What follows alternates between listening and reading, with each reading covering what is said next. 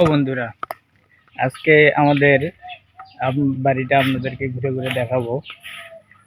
আমার এটা first blog, new and first blog.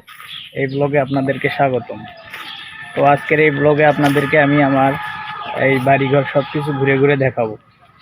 দেখেন, এই যে আমার বাড়ির পাশটা, পিছনের পাশ দেখা যাচ্ছে এটা একটা জঙ্গল। জঙ্গল হয়ে যাচ্ছে একবারে। এই জঙ্গলের পাশেই আমার অ্যামাজন জঙ্গলের পাশেই আমার বাড়ি। আমার বাড়িটাও মনে করেন যে জঙ্গলে ঘেরা হয়ে গেছে। তো আপনাদেরকে আমি পুরোটা ঘুরে ঘুরে ঘুরে ঘুরে দেখাই, আপনারা দেখতে থাকেন। Let's go. এই যে এই ঘরটা দেখতেছেন, এই ঘরটা হচ্ছে খড়ির ঘর। মানে আমাদের খড়ি থাকে, এই ঘরে খড়ি থাকে, ঠিক আছে। আর এই যে এই ঘরটা দেখতেছেন, এই ঘরটা, এই ঘরে মূলত আপনার আগে আমাদের মাছের পুকুর ছিল। এই মাছের পুকুরের সব খাদ্য, মানে আর কি যেটা বলে কি আর কি গোডাউন আর কি, খাদ্য থাকতো। এখন আর কি খড়ি টড়ি আর ধান কাটলে এখানে রাখা হয়। এই যে তারপরে এই যে দেখতে পাচ্ছেন, এটা আমার বাবা মার কবর এই পাশে। এই যে আমাদের একটা ছোট্ট পুকুর আছে এই পাশে, এই দেখেন, এটা আমাদের ছোট্ট পুকুর। এই যে এটা কিন্তু অনেক বড়, আমাদের খুলি।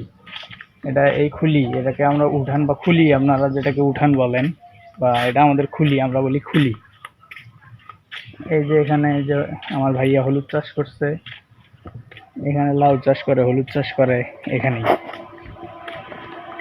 তো চলেন আমার বাড়ির ভিতরে আপনাদেরকে গিয়ে একটু দেখাই কেমন আমার বাড়ির পরিস্থিতি, কি অবস্থা।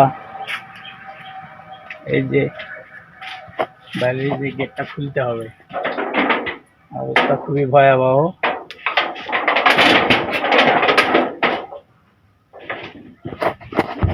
আপনার একটু এই যে অবশেষে গেটটা খুলে ফেললাম। এই তো, এই দেখেন আমার বাড়ির কি পরিস্থিতি, পুরাই ঘাস। বাড়িতে অনেক বছর আসি না, এর কারণে বাড়ির এই পরিস্থিতি। এরপরে থেকে ইনশাল্লাহ বাড়িতেই থাকার চেষ্টা করব। ঢাকায় গিয়ে মন টেকে না, 2-3 বার করে ঢাকায় যাই আবার আসি, ঢাকায় যাই আবার আসি।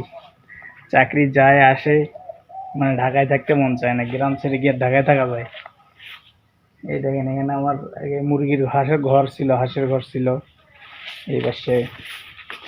এই যে এটা আমার রান্নাঘর, এই দেখুন রান্নাঘরের অবস্থা। রান্নাঘর, এই পাশে একটা থাকার ঘর, এই পাশে একটা থাকার ঘর, ওই পাশে একটা থাকার ঘর ছিল। এই যে বাথরুম, প্রসাবখানা, পায়খানা, তিনটা একসাথে।